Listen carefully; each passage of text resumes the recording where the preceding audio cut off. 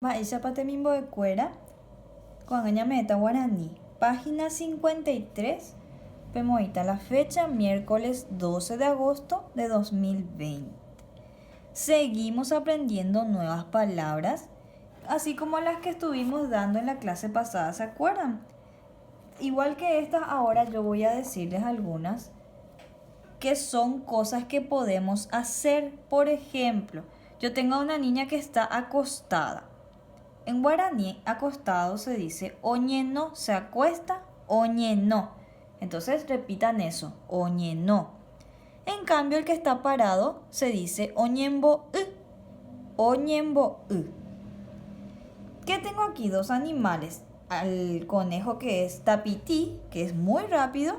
Y también le tengo acá a nuestro caracolito que es lento. Rápido se dice puae. Digan puae. Puae. Lento se dice behue, behue. Ahora tengo una tortuga, una muy grande y una pequeñita. Cuando algo es grande se dice tuisha, tuisha.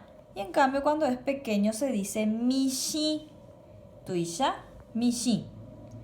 Y veo a dos niños que están hablando. Hablar se dice oñe, oñe. Y si alguien está diciendo que hay que hacer silencio o alguien está callado, se dice okiriri. En el último uso la i con acento nasal, que ustedes saben que hay que hacer ese sonido nasal. Okiriri. Y vamos a repetir.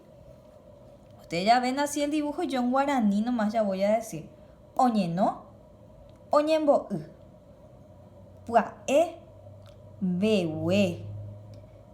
Tuisha, mishi, oñe, okinini. De esa forma, estas pequeñas palabras que aprendimos, ustedes van a ir repitiendo en casa para que de a poquito vayamos aprendiendo a usarlas, ¿sí? Esa es la tarea de hoy. Hasta ahí.